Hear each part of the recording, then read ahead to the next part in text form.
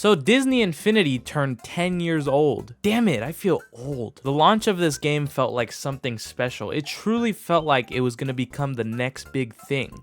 And it did for a while. Before Disney Infinity came out, I remember playing Toy Story 3, the video game on the PlayStation 3. It was a super solid game, and it felt like a direct translation from the movie. But the more notable piece of this game was the mode that they called Toy Box mode.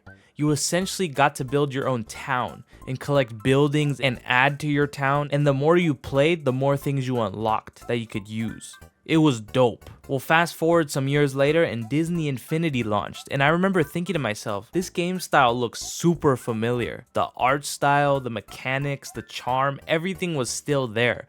It just felt kind of beefed up. Compared to the Skylanders franchise, the first Disney Infinity felt exciting because it wasn't forcing consumers to get to know new characters. These are already very well-known characters, like in the starter pack, for example. You had Sully from Monsters Inc., Jack Sparrow from Pirates of the Caribbean, and Mr. Incredibles from The Incredibles. And each time a new wave of figures dropped in stores, it felt exciting because it was a new batch of already beloved and familiar characters on the shelves. The story modes were alright. It essentially just felt like casual movie to game translations that we'd already seen. Disney had already done this a million times. These pretty much felt like the Lego games that were based on movies, but they just weren't Legos. I think where this game really shined was once again the toy box mode. That was the and it made me spend even more money.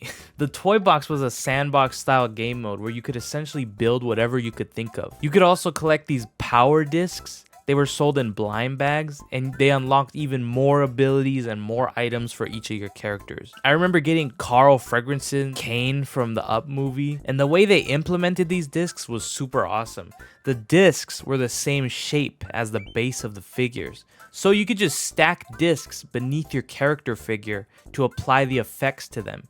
It was pretty genius. And they also had world effect power discs that were super cool too. These were in the same hexagon type shape as the world figures. I specifically remember the Finding Nemo disc that would turn your entire toy box world underwater. The launch of this game truly felt exciting. I felt like this was before the Toys to Life market became oversaturated and people were just genuinely curious of what new and exciting was next. I feel like the next two just couldn't match that initial charm of the first one. But happy 10 years to Disney Infinity. Let me know in the comments below any memories you guys have playing this game.